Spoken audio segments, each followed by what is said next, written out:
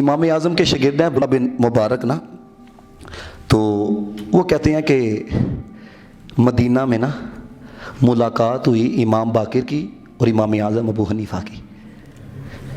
अब कुछ लोगों ने ना शोशा छोड़ा हुआ था कि इमाम आज़म जो है ना क़ियास को तरजीह देते हैं, हदीस को तर्क करते हैं।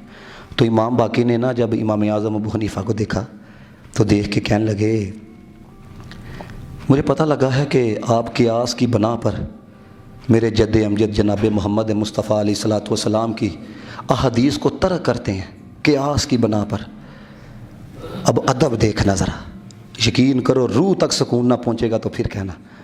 कहने लगे हुजूर आप बैठिए, जिस तरह सहाबा पर, क्योंकि ये आले नबी थे, औलाद अली थे, कहने लगे जिस तरह, इस जुमले पे इतनी सुभान अल्लाह कहना कि आपके कलेजों को भी ठंड, कहने लगे जिस तरह सहाबा पर नबी पाक का अदब ज़रूरी था इस तरह मेरे पर आपका अदब ज़रूरी है। हाय हाय, अदब देखो ज़रा। आप बैठिए, मैं आपके सामने अपनी चंद गुजारिशात रखना चाहता हूँ, आपके सामने चंद मारूज़ात रखना चाहता हूँ। कहने लगे मैंने आपसे 3 सवाल करने हैं। पहला सवाल क्या किया, तवज्जो से रखना, मैं हज़रत वाला अगर इसके ऊपर थोड़ी सी चला के गुफ्तगू करूँगा ना हो सकता है आपके ऊपर से गुजरे है। कहने लगे मेरा आपसे सवाल ये है, मर्द कमज़ोर है या औरत कमज़ोर है, मर्द ज़ईफ़ है या औरत कमज़ोर? हज़रत इमाम बकर कहने लगे जी औरत मर्द के मुकाबले में ज़ईफ़ है, ज़ईफ़ कहते हैं कमज़ोर को। आपने कहा चले ये भी बता दें कि वरासत में औरत का हिस्सा क्या है? उन्होंने कहा मर्द के हिस्से का निस्फ़, आधा, ये औरत का है। इमाम आज़म कहने लगे, जवाब सुनना और सुभान अल्लाह कहना। इमाम आज़म कहने लगे ये जो आपने बातें बयान की हैं ये नबी पाक ने फरमाया है? उन्होंने कहा जी नबी पाक ने फरमाया है। फरमाते हैं अगर मैं क़ियास को तरजीह देता ना तो फिर मैंने मसला ये बयान करना था कि औरत के मुकाबले में मर्द को निस्फ़ मिलना चाहिए। क्यों? औरत कमज़ोर है। हाय हाय हाय, नहीं समझे आप बात है। कहते हैं अगर मैं क़ियास को तरजीह देता, औरत तो कमजोर है, मैं कहता 2 हिस्से औरत के हैं, 1 हिस्सा मर्द का है। लेकिन मैंने तो कोई ऐसी बात बयान नहीं की, हमने भी लोगों को वही बताया है जो कमली वाले ने फरमाया है। अब आपने दूसरा सवाल किया, आपने कहा इमाम बाकिर रज़ी अल्लाह ताला से, कहने लगे बताएं नमाज अफजल है या रोज़ा अफजल है? उन्होंने कहा जी नमाज अफजल है इमाम बाकिर ने। आपने कहा कि ये आपके जद्द अमजद जनाब मोहम्मद मुस्तफ़ा का फरमान है?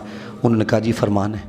फरमाते हैं अगर मैं क़ियास को तरजीह देता ना तो क़ियास ये हुक्म लगाता है कि औरत के पाक होने के बाद, पाकी के दिन जब आ जाते हैं, औरत के पाक होने के बाद औरत रोज़े कज़ा ना करे, क्योंकि रोज़े तो अफजल नहीं ना, समझाई? क्या तो ये कहता है रोज़े कज़ा ना करे, वो फौत शुदा नमाजें पढ़े।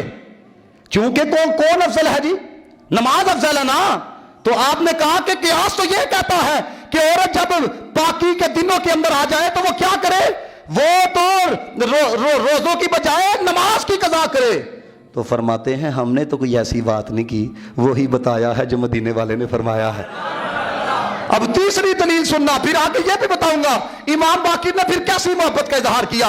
आपने कहा तीसरा सवाल ये है, मुझे बताएं पेशाब ज्यादा पलीत है या मनी ज्यादा पलीत है? हजरत इमाम बाकिर कहने लगे पेशाब ज्यादा पलीत है। तो कहते हैं पेशाब पलीत है। अगर मैं क़ियास को तरजीह देता ना तो मैं ये कहता कि पेशाब के निकलने पर गुस्ल करो, मनी दे निकलने पे वज़ू करो, क्योंकि बोता पलीत है।